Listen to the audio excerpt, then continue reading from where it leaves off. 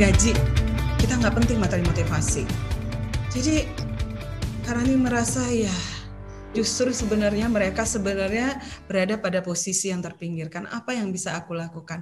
Pada saat itu tiba-tiba muncul satu energi yang merasa iba, muncul rasa kasih, muncul rasa sayang, muncul satu ketulusan. Apa sih yang aku harapkan? Apakah aku ingin kelihatan hebat di depan mereka? Apakah aku ingin kelihatan bahwasanya aku seorang pemberi materi yang bukan apa-apalah mereka dibanding aku? Enggak, bukan itu yang aku inginkan. Aku menginginkan mereka itu sekarang bisa bicara, bisa mencurahkan apa yang mereka rasakan, sehingga mereka bisa menemukan satu value, satu titik di mana mereka bisa kembali semangat lagi untuk bekerja. Walaupun sekarang semua pekerjaan mereka sebagian besar sudah digantikan oleh online. Lalu pelan-pelan Karani ingat waktu kecil itu ada satu lagu, ya. Ada lagu Karani berdoa, ya Allah, tolong saya ya Allah. Apa yang harus hamba lakukan? Apa yang hamba harus perbuat ya Allah? Sehingga mereka ini tidak menjadi kasar, tidak menjadi kelakuan-kelakuan yang hingar-bingar ini bisa reda gitu. Nah, setelah itu perlahan-lahan Karani ingat, iya aku dulu suka banget waktu kecil menyanyikan satu lagu. Apa itu lagunya? Lagunya ini. Aku tukang pos rajin sekali. Jadi perlahan-lahan Karani berdiri dari tempat Karani duduk, kemudian tanpa Karani memperhatikan mereka yang lagi apapun yang mereka lakukan, Karani nggak ngelihat. Karani cuman berdiri sambil pegang mic, lalu Karani berdiri, lalu Karani berjalan sambil Karani menyanyikan lagu itu perlahan-lahan. Aku tukang pos rajin sekali, suratku antar naik sepeda, semua tempat aku jalani, tidak kupilih miskin dan kaya, kring kring kring pos. Lalu Karani ulangi lagi, aku tukang pos sampai 2-3 kali, dan apa yang terjadi teman-teman? Yang terjadi adalah mereka semua ikut nyanyiin lagu itu. Mereka ikut nyanyiin lagu Aku Tukang Pos, tidak ada lagi yang berdiri, tidak ada lagi yang ngobrol. Mereka semua menyanyikan lagu Aku Tukang Pos itu dengan semangat, dan ruangan itu menjadi riuh dengan suara nyanyian mereka. Karani jujur waktu itu hampir menangis mendengarkan lagu itu. Kemudian mereka diam, lalu salah seorang ngomong, "Bu, kok Ibu tahu lagunya?" gitu. "Kita udah lama banget nggak dengar lagu itu, Bu." Lalu saya bercerita kepada mereka, "Bapak-bapak, tukang pos, waktu itu kami menyebutnya tukang pos, adalah sosok yang selalu kami nanti-nanti. Sosok yang selalu kami rindukan. Begitu ada terdengar bunyi kring-kring di depan rumah, itu semua berhamburan keluar untuk bertemu dengan tukang pos itu. Saya rindu dengan tukang pos itu, Bapak-bapak. Saya rindu di mana mereka sekarang. Di mana tukang pos itu sekarang? Di mana mereka dengan wajah semangatnya mengantarkan surat, dan bahkan dia hafal nama-nama kami yang ada di tempat kos. Mana mereka? Mana semangat mereka?" Mereka semua terdiam. Saya rindu dengan mereka. Saya ingin bertemu dengan mereka. Ternyata mereka semua di ruangan ini. Pantas aja nggak ada yang ke rumah saya, karena kalian semua di sini, saya bilang. Mereka terdiam. Kemudian saya menceritakan kisah. Kisah itu tentang kisah siapa? Kisah itu adalah tentang kisah seorang tukang pos. Tukang pos dari negeri seberang. Namanya adalah Wong Sonyu, ya. Mungkin kalau kita teman-teman mungkin tidak ngeh dengan cerita ini. Saya juga baru ngeh setelah saya ingin tahu banyak tentang tukang pos itu. Wang Sonyu ini adalah tukang pos istimewa.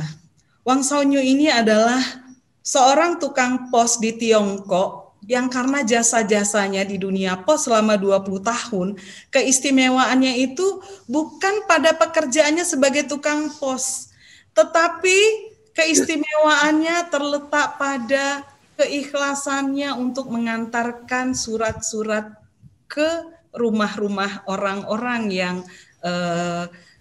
yang harusnya dikirimi surat tersebut. Dia sudah berjalan kaki itu lebih kurang 260.000 kilometer. Ya. Atau bahkan itu sama dengan mengelilingi bumi itu 2 kali katanya. 260.000 kilometer dan menghabiskan waktu untuk mengantarkan surat itu sehari itu sampai 24 jam itu dia selalu mengantarkan surat-surat. Saya bercerita. Ya. Rani, cuaca di Mandau nggak mendukung. Izin keluar dari apa dulu Zoom. Oke, baik. Mudah-mudahan segera bisa bergabung lagi. Nah, jadi cerita Wong Sonyu itu ternyata menginspirasi mereka. Saya menceritakannya betapa Wong Sonyu itu mengantarkan surat-surat dengan keikhlasan dan itu adalah Anda, Bapak-bapak. Saya melihat semangat Wong Sonyu itu ada pada Anda.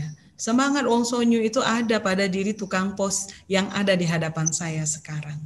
Nah, kemudian ternyata setelah saya bercerita tentang Wong Sonyu, setelah saya menyanyikan lagu, itu akhirnya membuat mereka reda, membuat mereka akhirnya menjadi kompak dengan saya, menjadi dekat dengan saya. Akhirnya terbangun bonding yang luar biasa dengan mereka. Nah, apa yang terjadi setelah itu teman-teman? Saya akhirnya bisa menyelesaikan materi motivasi saya tersebut dan mereka tidak reject lagi dengan hal itu. Nah inilah yang Kak Rani rasakan setelah menyanyikan lagu, setelah bercerita tentang keistimewaan seorang tukang pos yang namanya Wong Sonyu, dan setelah memberitahu kepada mereka betapa kami merindukanmu tukang pos. Apa sekarang yang bisa kalian lakukan untuk mengobat rindu kami itu? Boleh dong sekali-sekali sepedanya dikeluarin lagi, nganterin surat lagi ke tempat saya bilang gitu.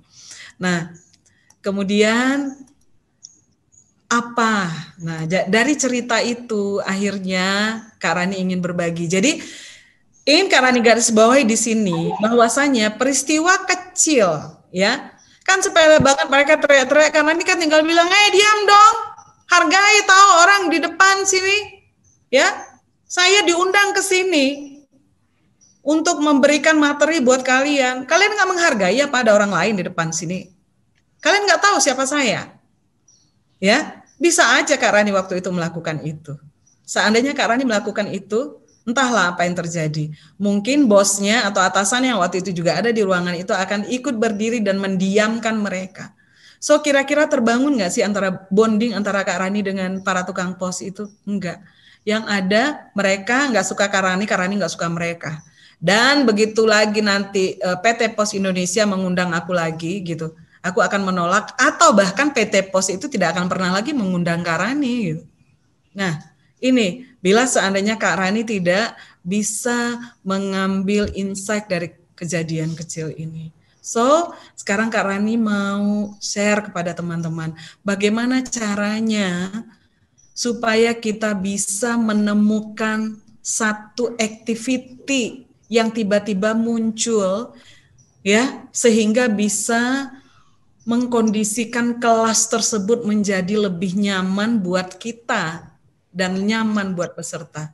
Jadi masalahnya bukan pesertanya yang artinya tidak ramah atau pesertanya yang tidak kooperatif, tapi sebenarnya trainernya yang kurang kreatif gitu. Nah ini yang harus kita lakukan. Jadi jangan nyalain peserta kalau peserta ribut. Sebenarnya bukan peserta yang salah, tapi trainernya yang kurang kreatif, bukan peserta yang kurang kooperatif. Nah, ini untuk nanti teman-teman bisa memanfaatkannya. Apakah bicara sama anak? Bukan anaknya yang pelawan, tapi orang tuanya yang tidak tahu sebetulnya apa yang mereka butuhkan, cara kita menyampaikan ke mereka itu tidak sesuai dengan yang mereka inginkan. Nah, ayo dong, belajar dong dari pengalaman. Ternyata kalau saya ngomongnya begini, dia itu reaksinya begitu, gitu. Nggak saya harapin, tapi kalau saya ngomongnya dengan cara yang trik yang satu ini, dia bisa terima. Nah ini adalah menjadi hal-hal kecil yang dikumpulkan menjadi wedang sehingga Anda utuh dan menjadi orang yang lebih bijak untuk berbicara dengan orang lain. Nah, oke. Sekarang Kak Rani mau share ya, apa yang menjadi yang bisa Kak Rani ambil gitu ya, yang bisa Kak Rani ambil infonya yang Kak Rani lakukan itu, dan Kak Rani ingin berbagi kepada teman-teman sehingga nanti teman-teman bisa juga melakukan hal yang lebih kurang sama mungkin dengan yang Kak Rani lakukan.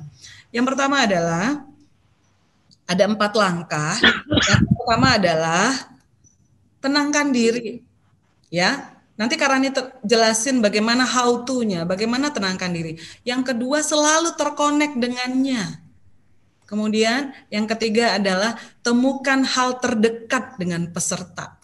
Dan yang keempat adalah sampaikan dengan penuh ketulusan, kerendahan hati, dan cinta.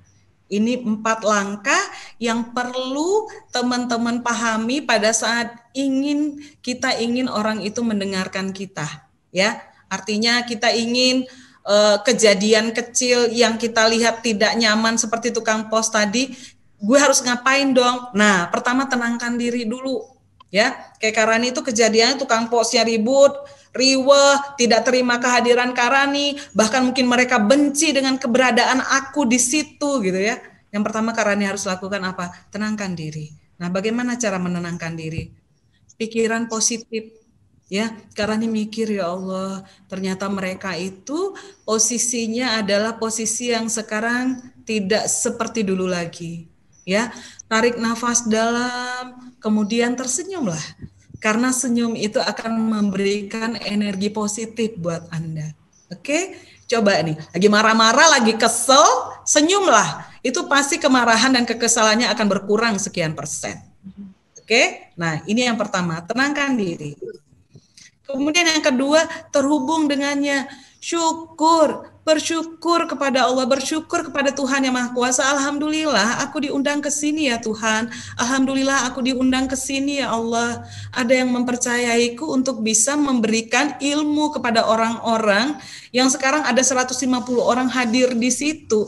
Bila mereka mendengarkan materiku, bila mereka mendengarkan kebaikan yang aku sampaikan kepada mereka, berapa banyak pula kebaikan yang kelak akan engkau berikan kepada hamba. Bersyukur. Oke, kemudian niat kita luruskan. Please deh, please, dirimu di depan mereka itu untuk apa? Ya, untuk apa kita berada di depan mereka? Kembali kepada niat awal. Kalau ternyata niat awal itu keliru, perbaiki. Ya, niat awal hanya untuk ya udahlah aku kan cuman sekedar ini perbaiki, ya. Lalu tujuan kita ada di situ apa? Ya Allah, tujuan hamba di sini benar-benar hanya mengharap ridho-Mu ya Tuhan. Mengharap berkah dari-Mu. Nah ini. Nah kalau udah kayak gini udah mulai lempeng, mulai tenang. Nah, selanjutnya apa lagi? Selanjutnya yang ketiga, temukan hal terdekat dengan peserta.